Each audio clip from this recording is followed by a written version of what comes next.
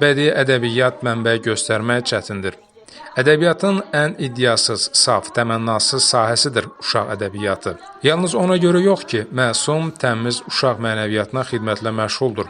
Həm də ona görə ki, bu yöndə qələm çalanlar heç bir dəyərləndirmə, təltif, mükafat ummadan yazıb yaradırlar. Belə qələm sahiblərindən biri də tanınmış uşaq şairi, dramaturq, Azərbaycan və İsrail Yazarlar Birliyinin üzvü Simah Şeydadır. Gəncə Dövlət Universitetinin Azərbaycan və Dünya Ədəbiyyatı Kafedrasının təşkilatçılığı ilə görkəmli şairin yaradıcılıq gecəsi keçirilib. Baş tutan tədbirdə videoçarx vasitəsilə şairin ömür və yaradıcılıq yoluna nəzər salınıb. Azərbaycan poeziyasının qüdrətli yaradıcılarından biri olan Nəriman Həsənzadənin şair dostu haqqında xatirələri dinlənilib. Daha sonra Azərbaycan və Dünya Ədəbiyyatı Kafedrasının müdiri, filologiya üzrə fəlsəfə doktoru Səba Namazova çıxış edərək gələn qonaqları salamlayıb və tədbirdə iştirak edənlərə təşəkkür edib. Səba Namazova şairin 40-cı illərdən etibarən Gəncədə böyüyüb boya başa çatması, təhsil illəri, bu ədəbi mühitin onun şair kimi formalaşmasındakı müstəsna rolunu vurğulayıb. Eyni zamanda qeyd edib ki, milli mənsubiyyətcə dağ yəhudisi olan şair həmişə ona doğma və əziz olan Azərbaycan türkçəsində yazıb yaradıb. Azərbaycan və İsrail Yazarlar Birliyinin üzvü, Azərbaycan uşaq ədəbiyyatının tanınmış nümayəndəsi, şair, dramaturq, istedadlı yazar Simah Şeydanın yaradıcılıq gecəsi idi. Bu tədbirdə Simah Şeydanın çoxsahəli yaradıcılığından, onun yaradıcılığının bədii imkanlarından genişliklə söz açıldı. Bugünkü tədbirdə eyni zamanda Simah Şeydanın ailə üzvləri iştirak edirdilər.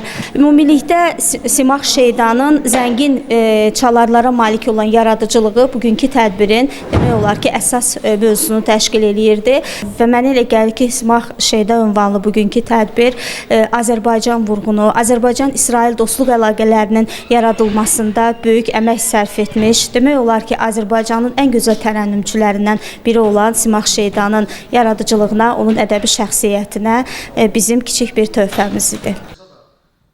Tədbirdə həmçinin şairin yaxınları, filologiya üzrə fəlsəfə doktoru Dosent Nəzmiyə Axundova, yazıcı, publisist, politoloq Reyhan Mirzəzadə, Azərbaycan Milli Elmlər Akademiyası Gəncə bölməsinin Humanitar Tədqiqatlar İnstitutu Ədəbiyyat şöbəsinin müdiri, filologiya üzrə fəlsəfə doktoru Ruziyə Quliyeva, Gəncə Dövlət Universitetinin dosenti Sevda Əliyeva, filologiya üzrə fəlsəfə doktoru Aynur Novruzova iştirak edib.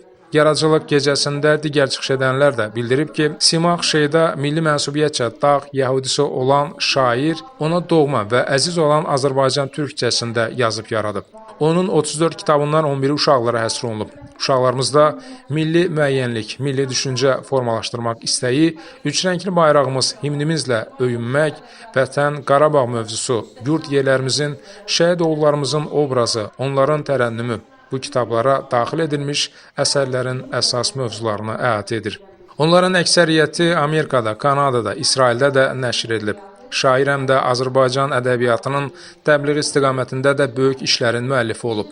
Belə ki, klassik ədəbiyyatımızdan tutmuş çağdaş dönəmə qədər qələm sahiblərinin əsərlərinin yəhudi dilinə tərcümə edərək dünyanın bir çox ölkələrinə yayılması istiqamətində də böyük işlər görüb.